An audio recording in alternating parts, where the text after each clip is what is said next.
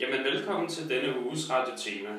I denne uge vil vi tage særligt udgangspunkt i mellemkrigstiden, hvor vores fokusområde i dag er prostitution. I dag har vi 2 eksperter med i studiet, som er virkelig dygtige på deres område. Så lad mig starte med at byde velkommen til dig, Lærke Ros. Jamen, tusind tak.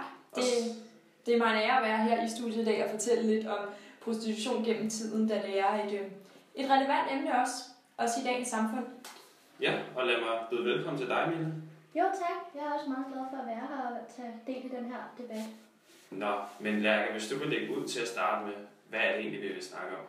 Jamen altså, lad os starte med at først definere, hvad en prostitueret er. Det er en person, som sælger sin krop til sex. Og det har igennem tiden, der har igennem tiden været mange diskussioner om, hvorvidt det er moralsk korrekt, og hvordan lovgivningen burde være på lige præcis det her område. I slutningen af det 19. århundrede, der var der en voldsom debat om sædelighed og moral. Prostitution blev et særligt omstridt emne, da befolkningen i København voksede hastigt. Følgende resulterede ligesom i, at der var en stærk underklasse, eller en stigende underklasse. Den her klasse havde mange sociale problemer, heriblandt et stort overforbrug af alkohol, og det her indvirkede ligesom også prostitution. Dog blev prostitution i høj grad også brugt af både de mellemste i samfundet og de højere stillede i samfundet. Det var omkring 1900, faktisk i 1901, så blev det forbudt at holde på den, og senere så vi en udvikling i 1905, hvor det at prostituere sig selv blev ulovligt. Altså på det her tidspunkt var det ikke længere tilladt at sælge sig selv. Straffen var fængsel, tvangs- eller tungt husarbejde. Ja. I 1930 så blev prostitution som hovederhverv ulovligt. Og det var og dermed dog var det lovligt at have prostitution som bierhverv. Så det er noget af en udvikling, vi har set igennem tiden frem til nu. Ja, men det er interessant, du nævner det. Lad os høre, hvad vores anden ekspert Mille har at sige om forfatteren Tom Kristensen, som har været meget essentiel i denne tidsperiode. Ja, det er rigtig interessant at kigge på litteraturen i mellemkrigstiden, for på trods af, at som Lærke nævner, at der er en stor stigning i prostitution, så er det set rigtig meget som et tabu, og det er ikke noget, man snakker særlig meget om. Det er kun ligesom de her provokerende forfattere, såsom Tom Kristensen, der kommer frem og ligesom sætter nogle ord på problemet. Vi har digtet Filologisk kærlighed, hvor at ligesom hovedemnet det er det her med prostitution. Jeg kan lige læse det første strofe op. Hvad lieben er et verbum, som jeg har lært i tysk, men man kan ikke lære det, hvis man er for kysk. Så til dem af jer, der ikke lige har fået med i tyskundervisning, så kan jeg fortælle jer, hvad lieben betyder at være forelsket. Og på den måde så siger han, at man lærer altså ikke om at elske, hvis man er for seksuelt afholdt. Så går vi så lidt længere ned i digtet, hvor at vi så kommer frem på det her med prostitution. I strofe 3 står der: nu er morgentimen med sol på hvert et tag, og hver en nattesvigertøs er ved at sakke bag.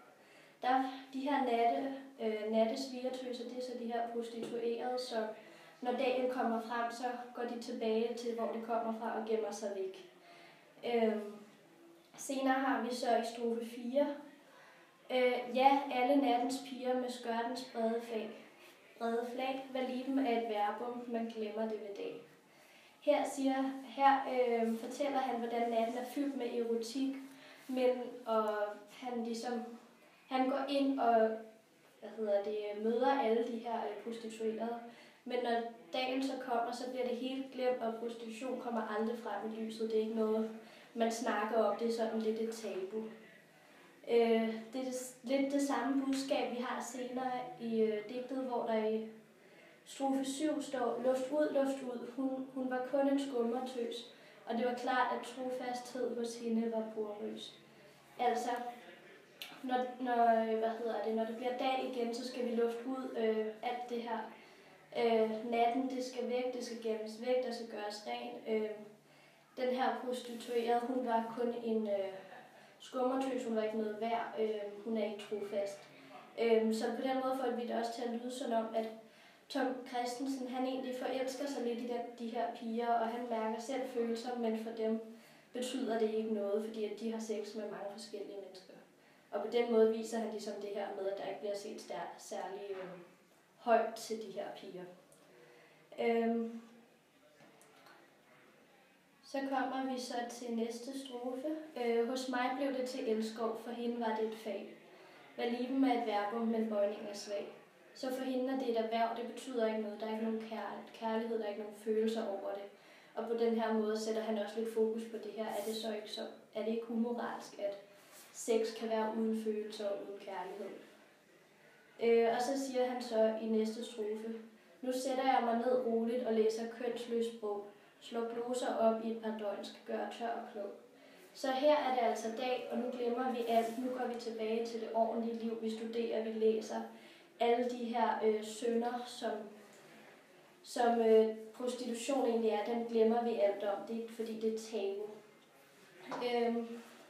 Så samlet set, så kan vi så fortælle, at ud fra det her, det ikke fortæller han om, hvordan han opnår. Han forstyrrer hans lyster, og han opnår kærligheden gennem prostitution, men for ham bliver det til mere end bare sex, hvilket det ikke gør for de her piger. Og derfor så vi kommer til at være moralsk forkert. Og ud fra det her litteratur, ud fra det her stykke tekst, kan vi så se noget om, hvordan samfundet så på de prostituerede dengang. Man så det som værende et tabu. Det var ikke noget, der kom frem i dagens lys. Det var ikke noget, man skulle snakke om. Det var på ingen måde noget, man ville stå ved, hvis man havde prøvet overhovedet. Man forsøgte også selv at glemme det, fordi det er en slags synd, og det var så moralsk ukorrekt, som det var. Jamen, tak til dig, Mille, og så vil jeg henvende mig over til Lærke, og så vil jeg høre, hvordan ser samfundet på prostitution i dag? Prostitution i dag, det er stadig udbudt af de socialt og økonomisk lavt stillede i samfundet. Typisk er der tale om kvinden som sælger, og manden som kunde. Og det var det også på det tidspunkt, som Tom Kristensen går ind og beskriver der. I 2010 blev det faktisk anslået i Danmark, at der var omkring 3.200 prostituerede i landet. Og det kan dermed konkluderes, at det stadig er de lavt socialt stillede i samfundet, som tilbyder de her seksuelle ydelser. Og tendensen i dag om prostitution, den har godt nok ændret sig, men det er stadig et tabu i samfundet. Det er måske ikke på helt samme niveau, som det var dengang, men det er stadig et tabu. Udover den gruppe af befolkningen, som stadig tilslutter sig de synspunkter af, at det er amoralsk og uetisk at prostituere sig selv, så har vi også fået en modreaktion her de senere år. Nogle mener nemlig ikke, at prostitution skal forbydes ved lovgivning. Og det er jo interessant. Det er meget interessant. De mener, at det er op til den enkelte at tage stilling til, hvorvidt de er interesseret i at sælge sig selv gennem seksuel bedrift. Og man mener derfor ikke, at det er noget, samfundet skal gå ind og vurdere. Selvfølgelig kommer der nogle problematikker med det her prostitution. Men de mener altså, at det er op til den enkelte, om de vil tage et valg om at sælge sig selv. Og det må man helt sikkert sige er en udvikling siden mellemkrigstiden. På daværende tidspunkt, der var det ikke noget, vi talte om.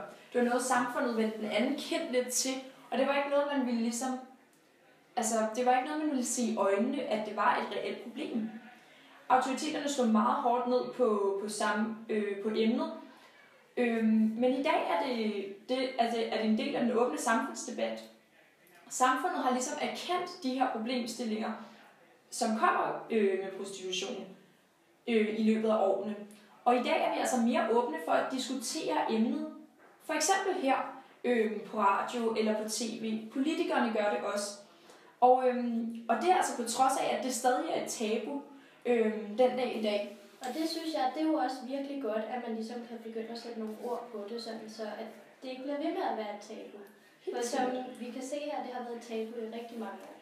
Ja, og det er meget interessant. Og det er spændende at se, hvor det går hen. Ja, man kan sige, at vi kan ikke undgå det jo. Nej, det tror jeg heller ikke, vi kan. Jamen, så blev vi det klogere. Så siger jeg mange tak til vores 2 eksperter, og igen i morgen vil vi vende stærkt tilbage med et nyt tema, som er krig på Radio Tema, hvor vi fokuserer på specielt 2. verdenskrig. Tak. Tusind tak.